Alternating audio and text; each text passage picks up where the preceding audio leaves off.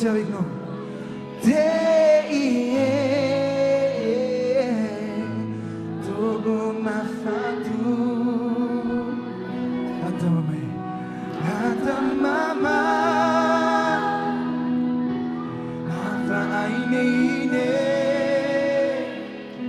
Vous êtes nombreuses. Génial. On peut même s'applaudir.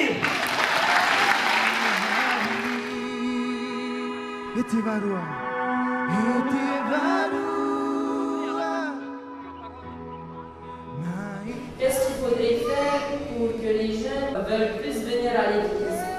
D'abord, pour ma part, pour que les jeunes soient intéressés par la vie de l'église, il faudrait pour cela que les jeunes animent la messe, qu'ils participent à beaucoup de prières.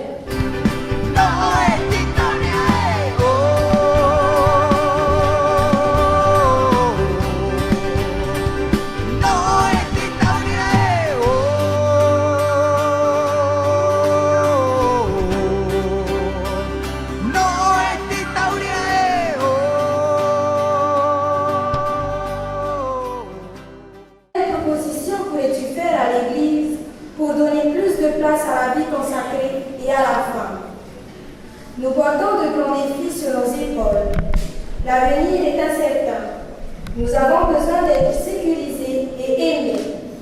Afin de mieux nous défendre face à la pression sociale et à la violence sociale, l'Église pourrait organiser plus de rencontres entre les jeunes, être plus attentive aux jeunes en détresse, créer des cellules d'écoute, faire intervenir des personnes qui ont été victimes de la pression et de la violence sociale, ou victimes des fléaux comme la violence, la drogue ou l'alcool, et qui ont réussi à les vaincre.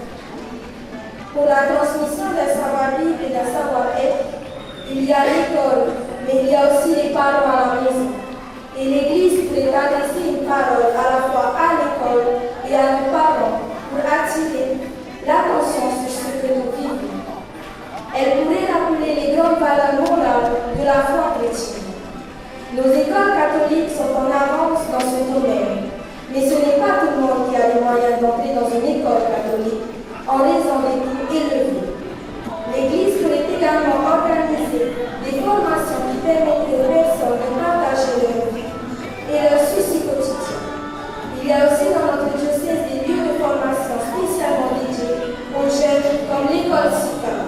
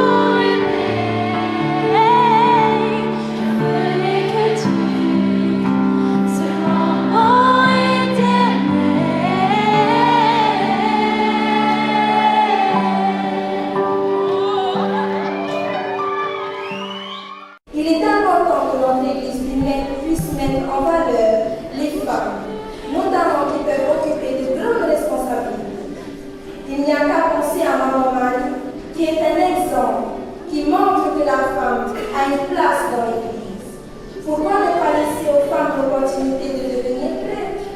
Après tout, toute créature est à l'image de Dieu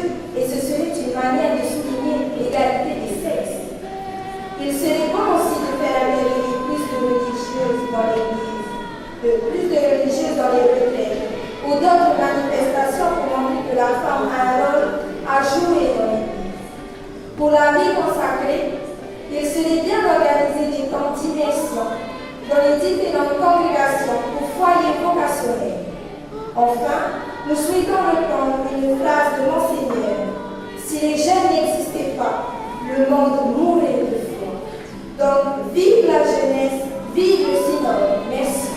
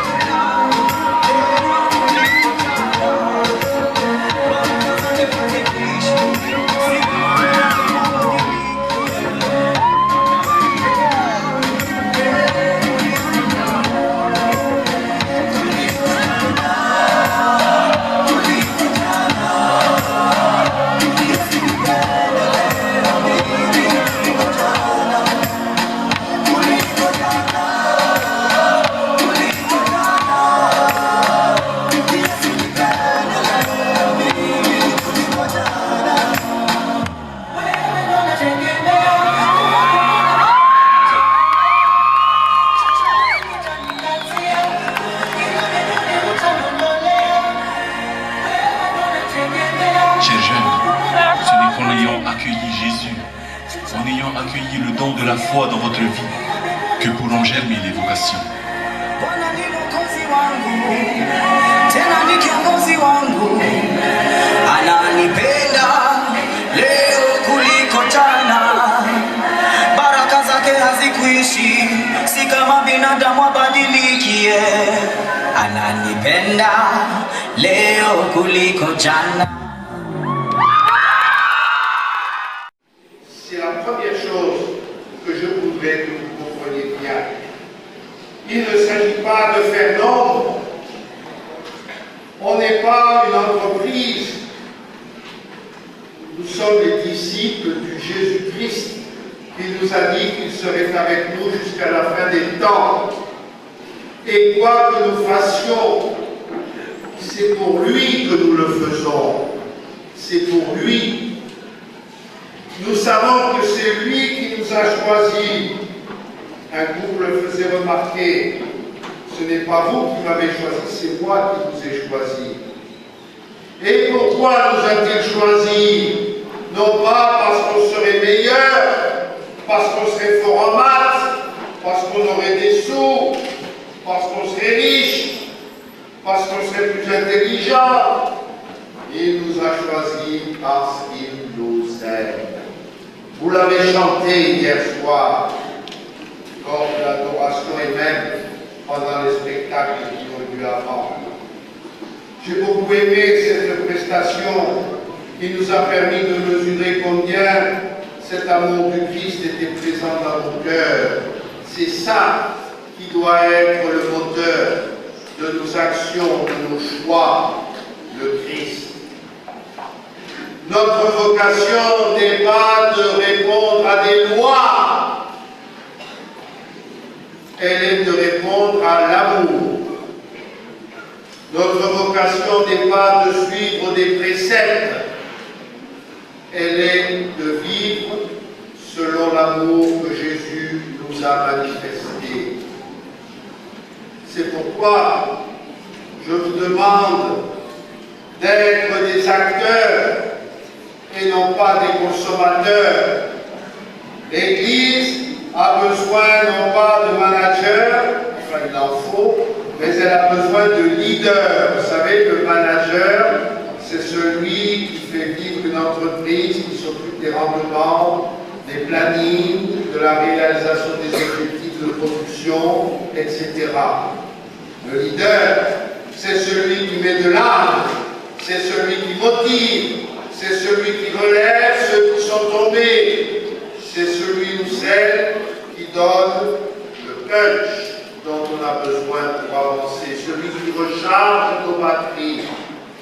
Vous avez été très exigeant vis-à-vis de l'Église et vous avez raison. Mais dites-vous bien que ce que vous demandez à l'Église, c'est à vous que vous le demandez, car l'Église, c'est vous aussi. C'est vous. Exigence d'ouverture, de dialogue, confiance en l'avenir. Eh bien, ce sont des exigences que nous devons prendre d'abord à notre compte. La question est épineuse, car vous l'avez remarqué dans un certain nombre de groupes, les relations avec les adultes ne sont pas toujours faciles. C'est vrai.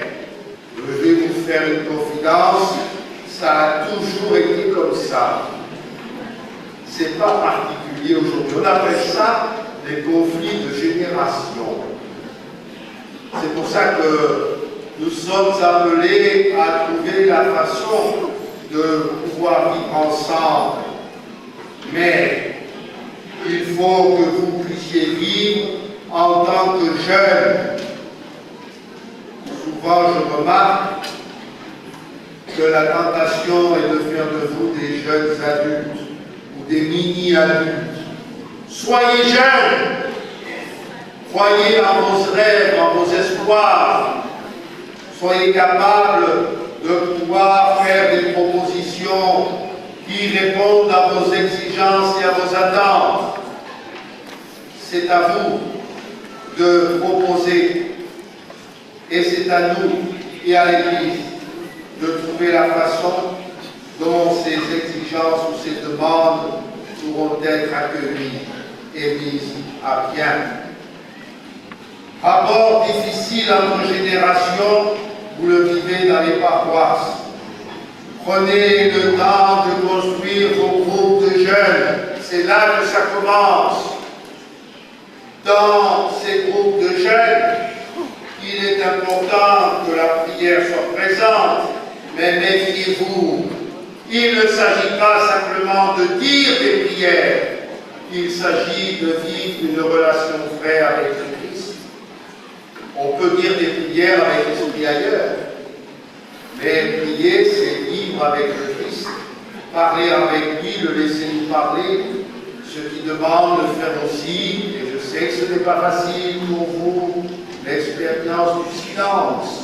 Silence qui vous permet de rentrer au plus profond de votre cœur pour pouvoir écouter celui qui vous parle. Mais les groupes de jeunes ne peuvent exister, se construire que s'ils ont un projet. Un projet. Faites quelque chose ensemble. C'est de travailler ensemble qui donne à vos groupes d'exister, de se construire et de grandir. Faites que vos groupes de jeunes soient ouverts, qu'ils soient ouverts à la relation avec votre communauté paroissiale. Et ici, les prêtres qui sont en charge de vos paroisses ont un rôle essentiel à jouer pour que cette relation se passe au mieux. Ne vous découragez pas, continuez, persistez. Je voudrais également vous dire une chose sur les exigences. Vous avez beaucoup parlé des exigences trop dures. Je vais vous faire un aveu. Celui qui n'exige rien de l'autre ne l'aime pas. Celui qui n'exige pas de l'autre ne l'aime pas. C'est aimer que d'être exigeant. Pourquoi? Parce que l'exigence nous fait grandir. L'exigence nous sort de nos propres limites et de nos propres faiblesses. Les parents qui se contenteraient de médiocrité pour leurs enfants, on ne peut pas dire qu'ils les aiment vraiment. Les parents qui aiment leurs enfants sont ceux qui sont à leur côté pour les aider à affronter ces exigences qu'ils trouvent sur leur route. Ne pas se laisser abattre. Et si jamais on tombe sur la route, que vous ayez le courage de vous relever et que vous ayez la grâce de trouver sur votre route les adultes qui vous font confiance, qui vous aident à vous relever, qui vous redonnent une chance, qui croient en votre avenir. Quand j'apprenais à faire du vélo, je me souviens que quand je me cassais la binette, excusez-moi l'expression, mon père ne me disait pas « t'es un imbécile, tu n'y arriveras jamais, t'es mal à côté, etc. rentre à la maison, je prends le vélo ». Il me disait « tu es tombé, remonte sur le vélo et recommence ». Et quand je tombais encore, recommence jusqu'à ce que tu apprennes. Ayez ce courage de croire qu'un échec n'est pas la fin du monde. J'ai entendu hier soir la chanson de celle parmi vous, I am a warrior. Oui, je suis un combattant, mais c'est ça la vie, c'est ça qui vous permet de vous relever chaque fois que vous tombez, à condition que vous trouviez à côté de vous des personnes qui vous respectent, des personnes qui vous connaissent, des personnes qui vous aiment et des personnes qui vous aideront à vous relever pour repartir.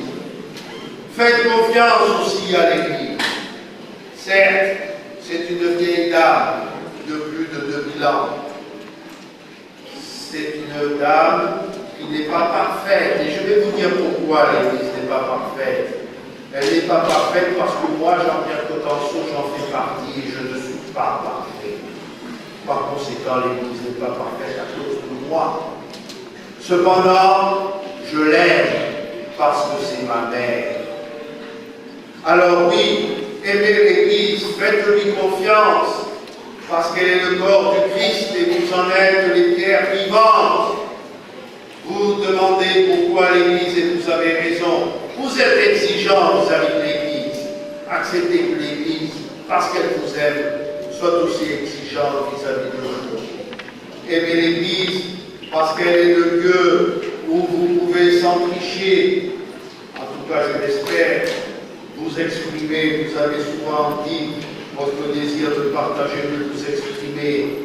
Dites dans l'Église, dans les lieux d'accueil, ceux qui vous préoccupent, ceux qui vous fracassent, ceux qui vous empêchent d'avancer, et que nous fassions de nos communautés des communautés de frères et de sœurs. Vous savez, les premières communautés chrétiennes à Jérusalem, lorsque les païens voyaient ces chrétiens, ils disaient « Voyez comme ils s'aiment, voyez comme ils s'aiment ». Soyez capables de mettre la hiérarchie des valeurs. Qu'est-ce qui est le plus essentiel? C'est l'amour et la fraternité qui nous unissent. C'est le respect de l'autre. C'est la confiance. Voilà ce qui doit être produit. À partir de là, ensemble, avec chacun nos faiblesses et nos forces, nos qualités et nos limites, nous pourrons bâtir une Église encore plus belle. Vous l'avez montré aujourd'hui et j'en suis très fier. Je suis fier de vous, je suis fier de votre présence, je suis fier de vos réflexions, de vos projets et de vos propositions.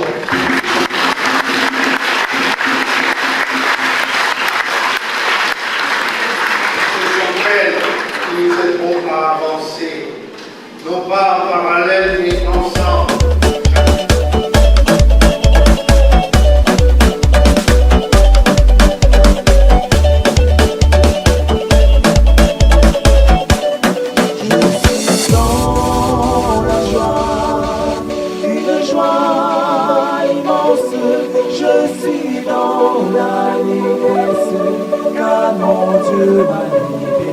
Nous savons que Dieu marche à nos côtés, comme il l'avait fait avant. Qu'il se fait l'un de nous sur cette terre, pour que nous trouvions en lui la force d'aimer, la force de pardonner.